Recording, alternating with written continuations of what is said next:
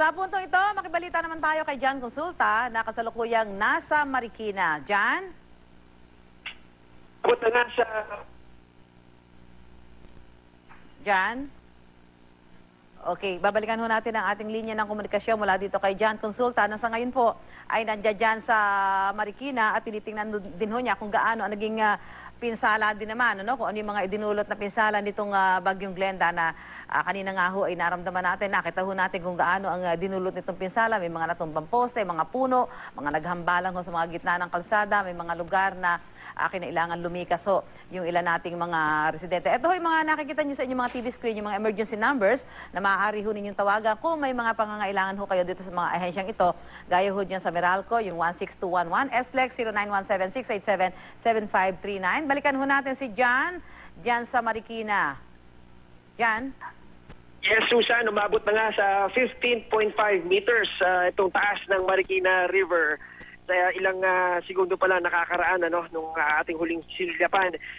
Sa kabila nito, Susan, dapat pagtungtong ng 15 meters dapat tutunog ng sirena dito sa Marikina.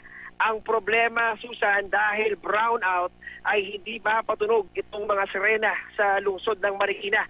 Kung kaya itong tauhan, itong mga barangay officials, Susan, mano-mano na lang yung ginagawa nilang pag-detect sa kanilang mga kabarangay at maging itong pagpapaikot ng kanilang mga crew cab na may mga sirena ay ito na lamang kanilang ginagamit para ipahiwatig yung unang alarma sa pagtungtungan ng 15-meter mark ditong pagtaas ng Marikina River.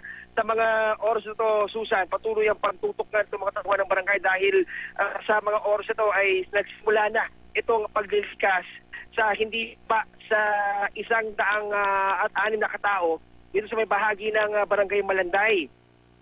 Sa ating impormasyon nakuha, Susan, kinailangan na raw ilikas itong mga ito dahil masyado na talagang peligroso yung sitwasyon at dahil mababa masyado yung kanilang lugar nga doon sa Malanday ay napilitan na silang i-release itong mga tao ito para hindi na nga malagay sa panganib.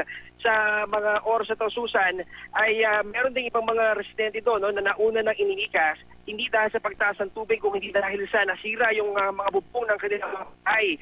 Dahil sa kanilang kwento sa atin kanina, Susan, sa pag-ikot niya itong mga opisyal ng mga rescue units dito ay naaramdaman nila itong matinding hagupit ng hangin, Susan.